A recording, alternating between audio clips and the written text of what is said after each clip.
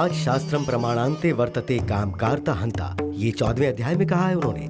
शास्त्रों के ज्ञान के बिना मन मुताबिक उसका उच्चारण नहीं करना चाहिए, ऐसा श्री कृष्ण ने कहा है। क्या ये पता है तुम्हें? ये 14वें अध्याय में नहीं बल्कि 16वें अध्याय का 23वां श्लोक है। इच्छा शास्त्र विधि मुत संजय वर्तते काम करतः न ससिति मवापनोति न सुखम न परांगतम कहकर शास्त्र के विधान को छोड़कर जो कोई अपनी इच्छानुसार पाठ करेगा उन्हें सिद्धि प्राप्त नहीं होगी, सुख प्राप्त नहीं होगा और न ही परम गति प्राप्त होगी। इसका तात्पर्य यही है। अब सुनिए 24वां श्लोक। तस्मात् शास्त्रम प्रमाणन्ते कार्य कार्यो व्यवस्थितो यात पर शास्त्रम वेदानुतम कर्म कृतम निहर्वशी। इसका अर्थ है कि क्या करना चाहिए और क्या नहीं करना चाहिए, शास्त्र के आधार पर इसका निर्णय होना चाहिए। अपनी सुविधा हेतु कोई भी अनुचित कार्य नहीं करना चाहिए। गीता में भगवान ने इसी सत्य को प्रतिपादित किया है। वो सब तो ठीक है, सही कर्मों को कौन सा धर्म शास्त्र प्रमाणित करता है, क्या तुम्हें पता है? उस शास्त्र में विशेष 3 विधियां हैं। निगम, आगम, स्मृति। निगम का मतलब है वेद, आगम का मतलब है धर्मशास्त्र, स्मृति का मतलब है मंत्र तंत्र विज्ञान। सारे कर्मों का निर्माण, प्रतिस्थापना, अर्चना, सारे विधि विधान आगम शास्त्र के अनुसार ही होने चाहिए। निगम मंत्रों का उच्चारण अगम जैसा ही होना चाहिए। जिस कार्य का निर्माण अगम शास्त्र के अनुसार हुआ है उसी विधान के अनुसार पूजा अर्चना होनी चाहिए। हमारा देवालय शिवालय के अनुसार ही बनाया गया है और हमारे शिवालय मुख्यतः 28 प्रकार के होते हैं। कारण कामिका, योग चित्त, दीप, सूक्ष्म, सहस्रा आदि आदि।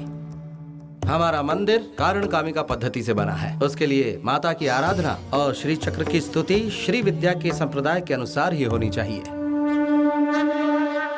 शिव के अनुसार पंच ब्रह्मा मतलब कौन है? शिव का पंचमुख भी पंच ब्रह्मा है। उनके नाम है सद्यजोता, वामदेव, अघोर, तत्पुरुषा, ईशान।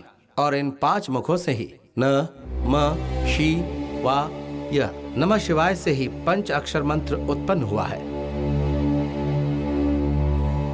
इन 5 मुखों को चैतन्य देने वाला शिव ही पंचमुख होकर संसार का नायक है। अच्छी बात है। और एक छोटा सा प्रश्न, शिवम राज कौन है? कोई कलह नहीं, किसी का वध नहीं, असत्य वचन नहीं, कोई अहंकार नहीं, किसी का उपहास नहीं, स्वयं की प्रशंसा नहीं, औरों का अपमान नहीं। यही आत्मशुद्धि है, यही भैरव की सिद्धि है और यही है परमपिता परमात्मा की अमृत वाणी। ब्राह्मण कुल में पैदा होने वाले और भेदभाव का तिरस्कार करने वाले, सब में समानता लाने वाले 12वीं शताब्दी में पैदा हुए बसवराज जी के बारे में ही आप पूछ रहे थे क्या? बिल्कुल। सनातन धर्म ने ही मूर्ति को पूजने के प्रथा की शुरुआत की थी। तब से शिव के आगे बैठे हुए हैं नंदी महाराज, उसके बारे में बताओ। नंदीश्वर शिव पुराण के अनुसार शिला के आगे बैठकर तपस्या करने के फलस्वरूप शिव के ही अंश से अवतरित हुए हैं। ऋषि मुनियों के वेद वाक्य के अनुसार ही धर्म के 4 स्तंभ हुए हैं। सत्य, अहिंसा, शुचि, धर्मपद संपादन। इन 4 स्तंभों पर ही धर्म की सच्चाई टिकी है। इन्हीं ने हम सबको ज्ञान दिया है।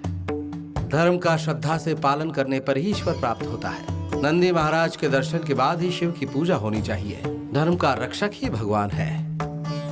भगवान को देखकर सत्य आचरण करना ही धर्म है।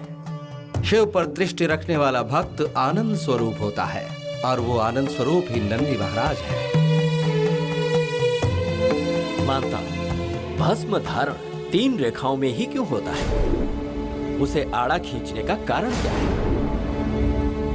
अग्निमिति भस्म, जलमिति भस्म, स्थलमिति भस्म, भस्म व्योमिति भस्म जैसे वेद मंत्र भस्म को स्थापित करते हैं। अग्नि सारा भस्म वर्चस्व को, तेज को, आयुष, रक्षा, पवित्रता और शांति प्रदान करता है। भस्म भाषणात् भसितम प्रोक्तम भक्ष किल भस्म भक्षणात्। इसका अर्थ स्मृति व्याख्या। प्रकाश स्वरूप पाप का नाश करने वाली है भस्म। ओंकार में आकार, ओंकार मकारों को ऋग्वेद, साथ ही यजुर्वेद और सामवेद को ब्रह्मा विष्णु महेश्वर जी का प्रतीक मानकर भस्म की 3 रेखाएं माथे पर लगाई जाती हैं। माथे की लिखावट को शुभ बनाकर उसे परिवर्तित करने की शक्ति भस्म में होती है। आने वाले संकट का संकेत होता है। ललाट की रेखाओं के अनुसार ही भस्म को भी आड़े रूप में लगाया जाता है।